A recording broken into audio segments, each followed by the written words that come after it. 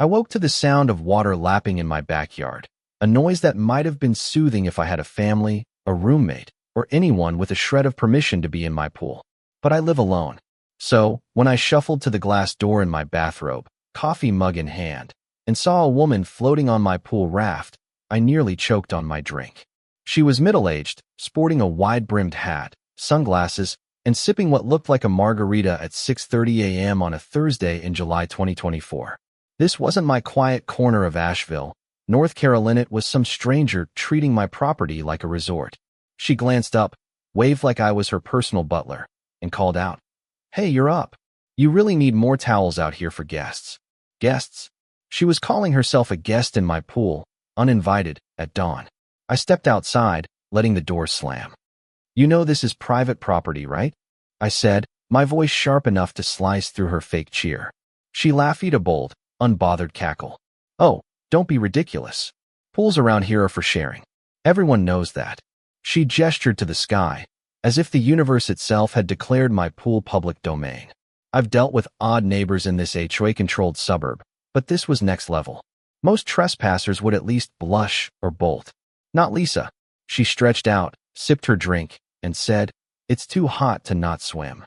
Her entitlement was so brazen it almost deserved applause. Almost. The thing is, I wasn't alone that morning. My buddy Tom, a county deputy, had crashed in my guest room after we'd grilled burgers and swapped hiking stories the night before. Tom's the kind of guy whose presence alone makes people rethink their choices, like a quiet thunderstorm rolling in. I heard the door slide open, and there he was, towel over his shoulder, already in swim trunks. He squinted at the scene, then at me. "Morning," he said, deadpan. "Didn't know you were running a community pool." Lisa froze, her plastic cup trembling. You're a deputy," she stammered, her bravado crumbling. Tom raised an eyebrow and waded into the shallow end with a calm that made her look like a cornered cat. I leaned against the railing, savoring it. "Lisa, meet Deputy Carter. Carter, meet Lisa. She thinks my pool's a public park." Lisa sat up so fast, she nearly tipped the raft. "I was just cooling off. Everyone does it." Tom's stare could have flattened a tire. "Everyone?" he asked. "Or just you?" Her lips tightened, but she tried to rally. "The HOA rules say," she started, then faltered. She hadn't read the rules. Tom cut her off. "Ma'am, unless those rules include trespassing as a hobby, I suggest you get out." Silence fell, thick and delicious. Lisa sloshed to the steps, her hat slipping, her margarita spilling. She stormed past me, muttering about unneighborly behavior and going to the board. The gate clanged shut, and I turned to Tom, now floating lazily in the deep end. "Inviting you over might be the best call I've made all year," I said. He chuckled. "Get a camera back here. She's not done." He was right. By the next morning, a crisp envelope with the HOA's logo sat in my mailbox, looking official enough to spike my pulse. I tore it open over coffee. A violation notice. My pool was out of compliance for unauthorized visitors and failure to share amenities in good faith. They wanted $600 because Lisa had crashed my pool. Tom, still crashing at my place, read it and snorted. "They're fining you for her trespassing?" I nodded. "Apparently, I'm guilty of owning a pool she can see." He rubbed his temples. "This is harassment. She's using the HOA to cover her tracks." By noon, a neon yellow notice was taped to my fence. "Violation pending. Access must be provided." Translation: Lisa wanted her pool day back. That evening, Tom and I grilled again, plotting. "She's gone official," he said. "You need to fight fire with fire. Paper trail, counter complaints, the works." I hated HOA politics, but I wasn't paying $600 for her ego. I drafted a response citing trespassing laws, Tom's witness account, and the fact that HOA rules don't trump property rights. I hand-delivered it to the board's mailboxes. Lisa escalated. The next day, she was in the street with 2 board members, clipboard in hand, gesturing at my house like it was a crime scene. I caught snippets. Uncooperative, safety hazard. When she saw me, she smirked like she'd already won. The board scheduled a hearing for Monday evening to Kangaroo Court, where neighbors watched the HOA play judge. Tom offered to come, but I had a secret weapon, the updated HOA bylaws, which I'd read cover to cover when I moved in. One clause clearly stated private amenities like pools weren't subject to HOA rules unless they posed a safety risk. At the hearing, Lisa, dressed like a corporate warrior, launched into a tirade about my selfish pool and hostile attitude. I let her ramble, then stood. Lisa trespassed. Deputy Carter saw it. The bylaws don't require me to share my pool. I slid highlighted copies across the table. If you find me for her crime, I'll involve county law enforcement. The room went quiet.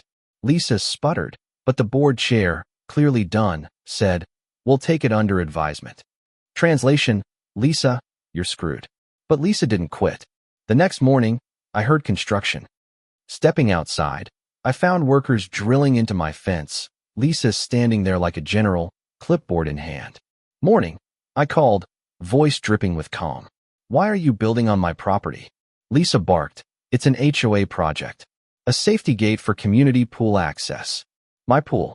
Community access. The workers looked uneasy. I sipped my coffee. "Gentlemen, this is private property. My friend, Deputy Carter, lives 10 minutes away. Want me to call him?"